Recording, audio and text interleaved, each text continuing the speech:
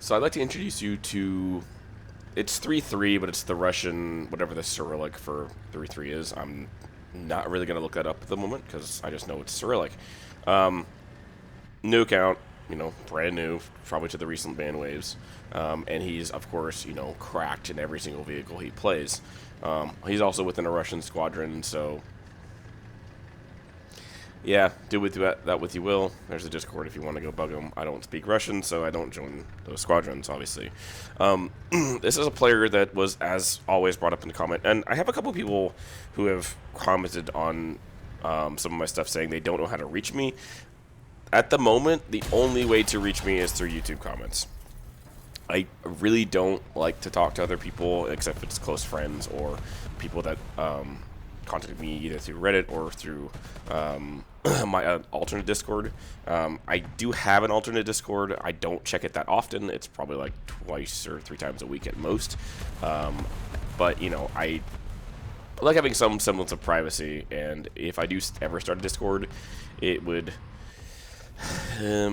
probably be harassed a lot, and I don't really want to deal with that. So comments are pretty much the easiest way to deal with it at the moment, because I don't really feel like being harassed on a constant basis, because people are poor sports, or they want to express their opinion about how I'm wrong and they're right.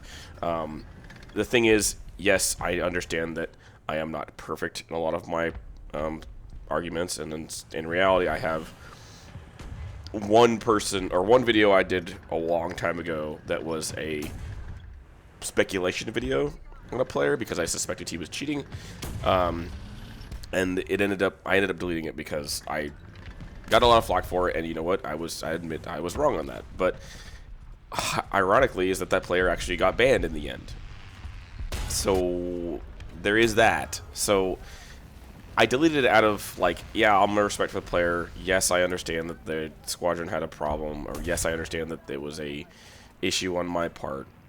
Totally justifiable. I admitted a mistake, and then eventually the player got banned. But at the time, it was not very well, how can I put it? Not very well dictated on how I should have behaved. So in reality, a lot of the people I look at now have to be blatant. I get a lot of players nowadays who want me to look at players who just they suspect is cheating, and that's completely fine. The way I do my formatting is how I pin comment on every single video I do, which is name, player ID, and replay that you want me to look at, which is the last numbers behind the replay. I have a video guide on my main channel if you would like to look at how to do that. I know console players do not have access to the player ID because it's a different system, obviously. So in reality, if you just get their name as close as possible, or get the replay ID file or the replay number, I can go look. Because the good thing is, if I look within 2 to 3 weeks on a comment, which I do everything within 2 to 3 weeks now, their name will be the same in that replay, regardless of if they change or not. Because if they change it, it'll basically end their replay existences. So say you report it to me on the 16th of May. We'll give it a date, and then I look on and then they change their name like the next day. But if I look at their name if I look at their name without a replay file, their name will come up empty. There'll be no replay files existed. But if I look at the replay that you gave me, and their name is still there without an ID, their name will still exist because it shows the last time that their name was still there. But that's why I ask for an ID, because ID is if they change it real quickly because they know they're being suspicious. Granted, a lot of these newer accounts kind of just don't care. They're basically throwaway accounts because they know they're getting away with it for so long. But yeah, so this is the way it's going to be for a while until I either figure out a more secure way to do a Discord, or I figure out some other method of getting people to report stuff to me. So in reality, this is the way it's going to be and always will be. At least, like I said, for the time being. I don't have a big community that I talk to, or whatever.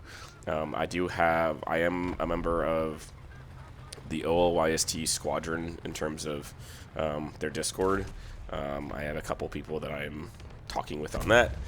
So there's a couple people a couple places I get replays as well, besides just people within the general Discords. So comments are always appreciated, as always. I don't mind looking at them. A lot of the replays I say I'd look at are, trying to deal with the fact that it's an informational way to guide people on this is what a cheater looks like, this is what you're supposed to look for, and yes, it is okay to send a replay to me, even if it's a person that you suspect just mildly.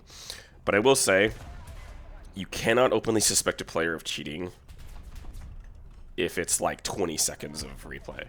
Because I get a lot of people who are like, oh, he's blatantly tracking me from 2 minutes 10 seconds to 2 minutes 40 seconds, or 2 minutes 30 seconds. That's such a small window that it usually isn't cheating, because a lot of these comments I'm getting in this regard are, they're a player who is like 100 meters away and is like openly, you can hear them. So remember that if you're playing War Thunder, have a good headset, make sure you know what you're looking for, make sure you know you can hear them, because for instance, some of the replays I'm getting are like the VDAR, and the VDAR is a turbine engine, and it's very loud. So remember that sound is a very big thing in this game, and always will be a big thing in this game. And if you're, I mean, one of the conversations I had the person was I asked them, hey, this comment looks kind of odd, or this replay doesn't look that odd to me. Why did you suspect him? Oh, he started tracking me through a hillside, and I go, you realize you were only like 3 kilometers, like a 0.3 or 0.2 kilometers away from him at the time. He goes, and I go, were you using a headset? And he goes, no, I was listening to music at the time. There you go. That's the dead giveaway that you're just not paying attention to what's going on here. So, like, as always, like, remember that, yes, at 0.2, 0.3 kilometers away on certain vehicles, especially when you get higher tier, it's very easy, very, very easy to hear people from very short distances.